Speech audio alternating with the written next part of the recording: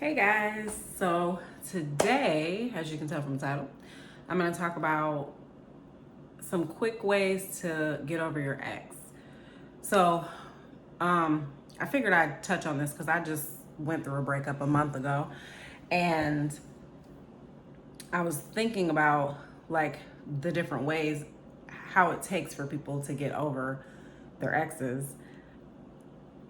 It depends on the relationship. Honestly, it depends on how long you're with them, if you have children with them, were you married to them. I know this can go all kinds of ways. My last relationship, I was with him for 10 months. I'd say probably in another month I'll be completely like, it'll be the past. But here are some of the things that help me. I have 7. And so speaking of that, so the first one is after a month, you're gonna wanna reach out because you're used to this person. You want to feel that feeling, you're remembering things. Don't do it. Stay no contact. And I say this as I didn't listen to rule number 1. I did reach out because he was my friend before we were dating. And I think I just missed the friendship more than anything. But once I talked to him, I was reminded of, yeah, this is not going to work because the reason why we broke up, he's talking to that person. He's dating that woman. So maybe I needed that to help move my getting over him a little quicker because I did break up with him, but I broke up with him because of her.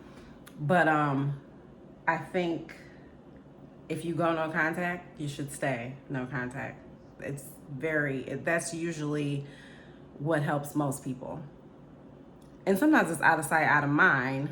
He's not necessarily out of my sight. I have to see him regularly. So, but still, don't break that contact.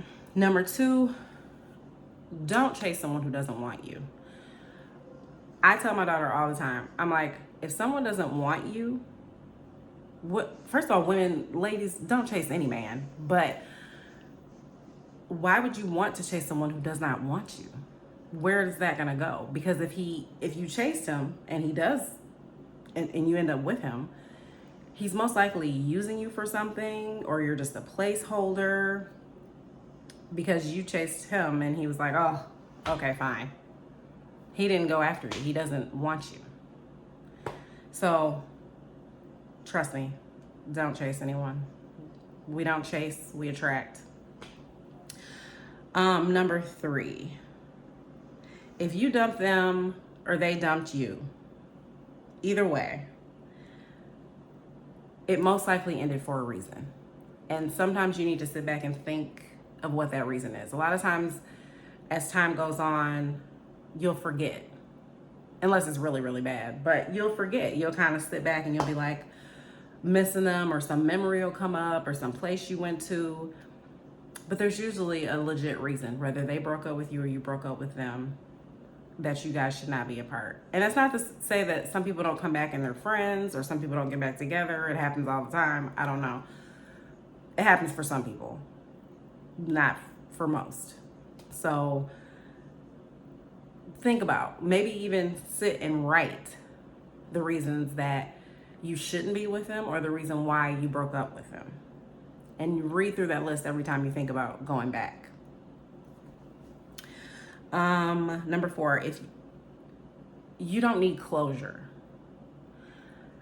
This is a big one that people always, I feel like it's mostly women who want the closure. If there was any disrespect, there's your closure. If it just doesn't feel right, if you're not attracted to that person, if you guys are not aligned, then why do you need closure? Why does there have to be some big conversation that has to be had? Now, I do believe if you're going to still be friends with this person, which my aunt just told me that my uncle, he didn't believe exes should be friends. And he's probably right. Most times that doesn't work out. One of my good friends, though, he's my child's godfather. But like romantically, we haven't been together since we were kids. I mean, 19, 20. So, and I'm 44. So we're past that point.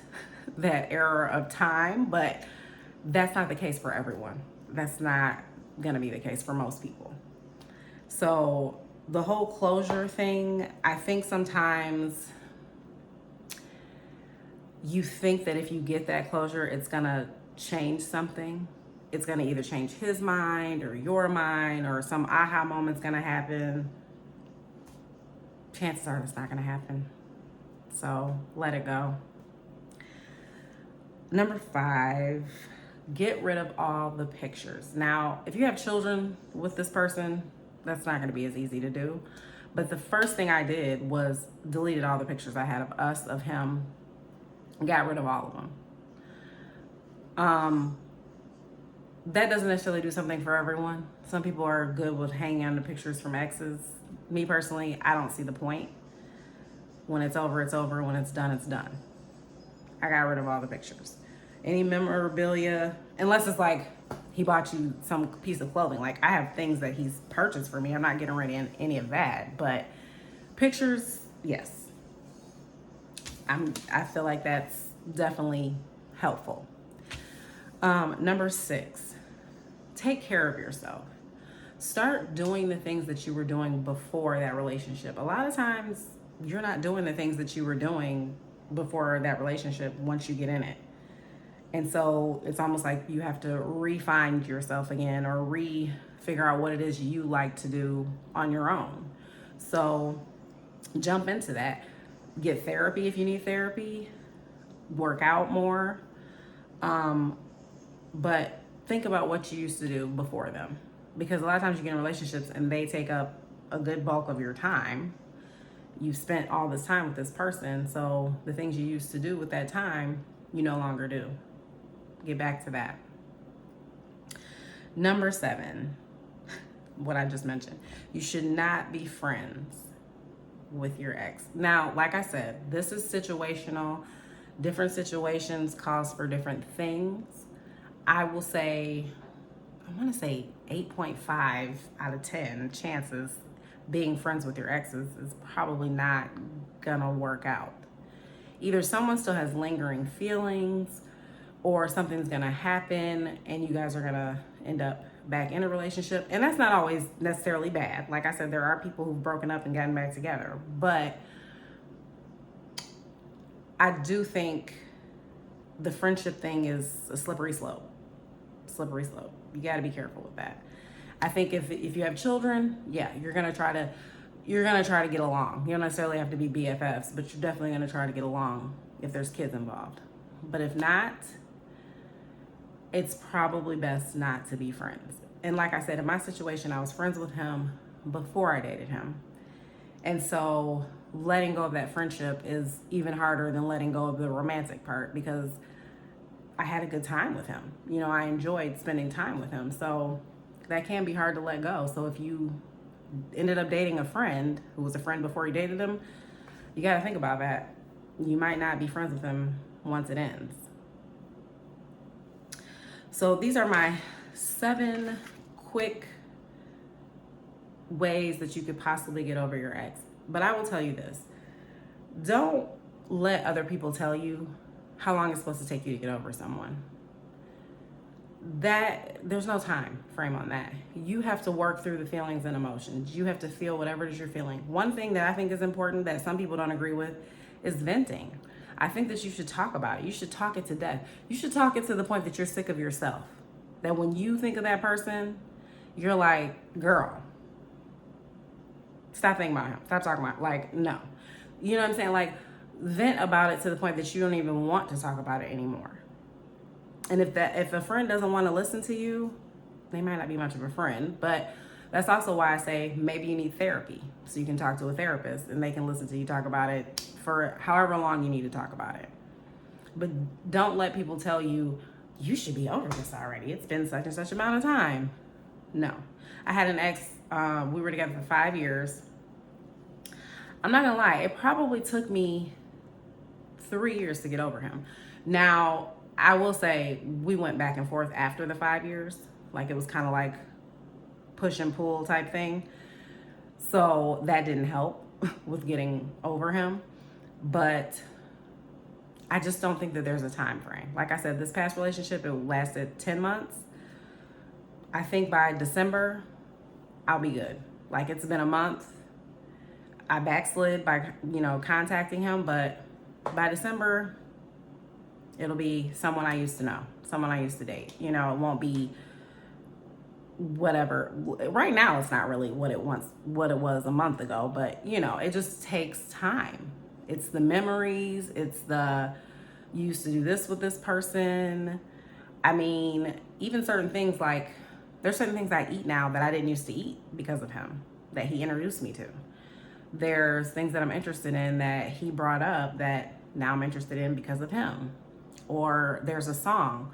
One thing I did was, we had a song and I played it. This was like within the first couple of weeks of the breakup. I played it, cried listening to it, and now I heard it the other day, no tears. And it's still my song. It was my song before I met him, and now it's still my song, and I can listen to it, no feelings, no emotions there. So you just have to do whatever it is that's going to help you get through it the quickest. And I say quick because, like I said this before in another video, you have to live life. Don't let these things, that's just not your person. That's just not your person. It can be very difficult to accept. I get that. My ex-fiance, who I was with for 5 years, that took a lot for me to accept that he was just not my person. I was like, no, this is my person. Like, you couldn't have told me he wasn't. But sometimes they're not. Or sometimes people have to grow up, mature, get things together. It all depends on the situation. But that's all I have for you today. I hope one of these works for you, if not all of them. And we're all going to be okay. You'll find your person if that's what you want. Hit like, hit subscribe, and I'll see you guys next video.